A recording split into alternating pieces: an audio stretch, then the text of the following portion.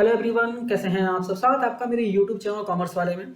TDS return online correction के इस series में आज हम देखने वाले हैं कि अगर आप स्टेटमेंट में चालान ऐड करना चाहते हैं तो ऑनलाइन आप कैसे ऐड करेंगे। ठीक है, एग्जांपल लेते हैं कि आपने फॉर एग्जांपल Q3 का रिटर्न फाइल कर दिया, टीडीएस का रिटर्न आपने फाइल कर दिया। फाइल करने के बाद आपको पता चला कि कोई एक ऐसा चालान है जो स्टेटमेंट में आपने डाला ही नहीं, मतलब रिटर्न में आपने डाला ही नहीं। अभी आपको क्या करना है, ऑनलाइन करेक्शन करना है और उस चालान को ऐड करना है स्टेटमेंट में। ठीक है, तो कैसे ऐड करना है इस वीडियो में डिटेल में देखेंगे। तो वीडियो स्टार्ट करने से पहले अगर आपने चैनल को सब्सक्राइब नहीं किया तो सब्सक्राइब कीजिए, बेल आइकन प्रेस कीजिए। बेल आइकन प्रेस करने के बाद आपको ऑल पे क्लिक करना है ताकि मैं जब भी वीडियोस को अपलोड करूं तो उसके नोटिफिकेशन आपको मिल सकें। तो आइए वीडियो को स्टार्ट करते हैं। तो आपको आ जाना है ट्रेसेस की साइट पे जो कि है tdscpc.gov.in। आने के बाद आपको लॉगिन पे क्लिक करना है। क्लिक करने के बाद यहाँ पे बेसिकली आपको अपने सारे डिटेल्स मतलब क्रेडेंशियल्स डाल देने हैं।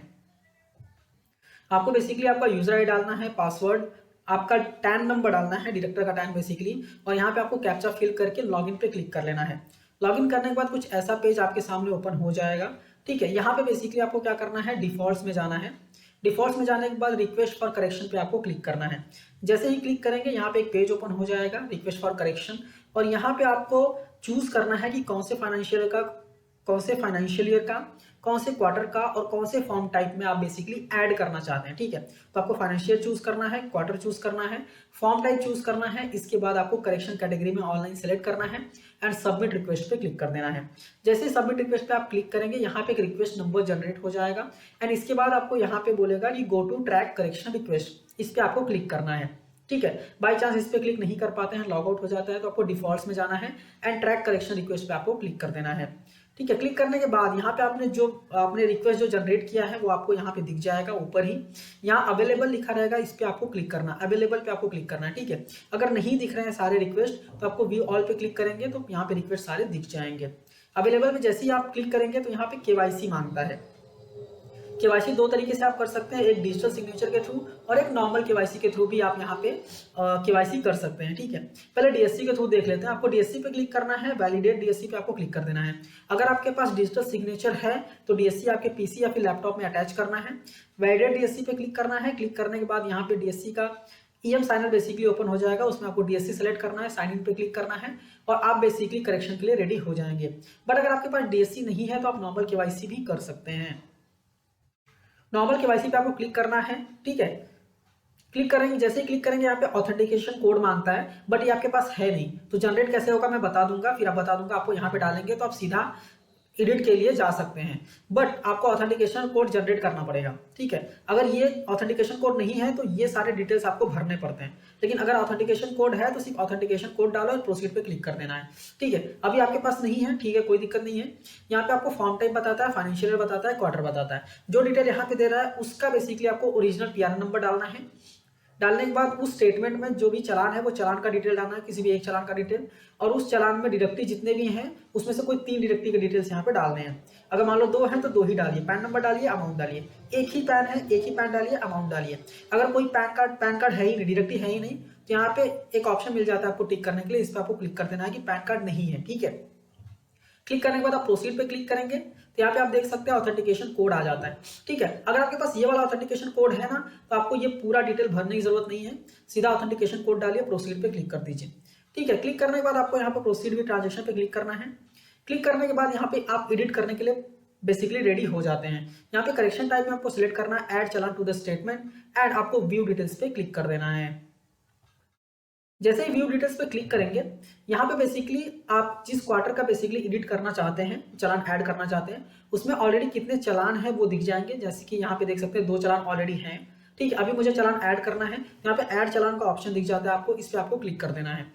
जैसे ही क्लिक करेंगे यहाँ पे एक पेज ओपन हो जाता है जहाँ पे फाइनेंशियल ईयर दिखता है। फाइनेंशियल ईयर में आपको ये देख लेना है कि कौन से फाइनेंशियल ईयर का चालान आपको ऐड करना है। ठीक है, वो फाइनेंशियल ईयर आपको यहाँ पे सिलेक्ट कर लेना है, शो पे क्लिक करना है, तो उस रिस्पेक्टिव फाइनेंशियल ईयर के सारे चालान यहाँ पे आपको दिख जाएंगे। ठीक है, अभी यहाँ पे आपको ये देखना है कि कौन से चालान में अमाउंट अवेलेबल है।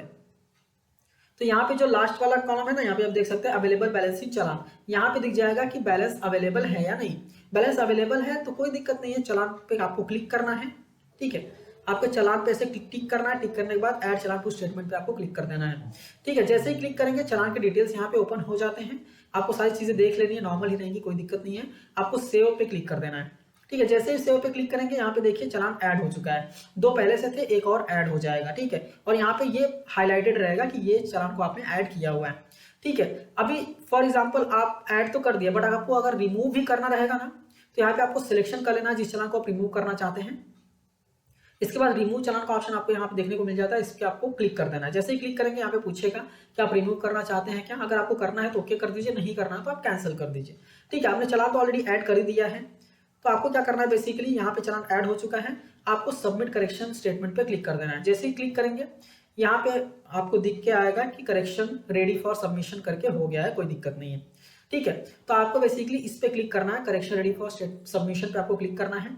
जैसे ही क्लिक करेंगे यहाँ पे फॉर्म टाइप सारी चीजें दिख जाएंगी, आपको बेसिकली क्लिक करना है, इस रो पे क्लिक करना है, क्लिक करने के बाद व्यू स्टेटमेंट पे क्लिक कर देना है। अगर आप कैंसिल करना चाहते हैं तो कैंसिल भी कर सकते हैं, कोई दिक्कत नहीं है। व्यू स्टेटमेंट पे क्लिक करने के बाद यहाँ पे सबमिट टू एडमिन का ऑप्शन आता है, इस पर आपको क्लिक कर देना है। जैसे क्लिक करेंगे ये सबमिट हो जाता है एडमिन को। इसके बाद आपको वापस डिफॉल्ट्स में आना है। डिफॉल्ट्स में आने के बाद यहाँ पे आपको ऑप्शन दिख जाता है correction statement ready for submission, इस पर आपको क्लिक करना है।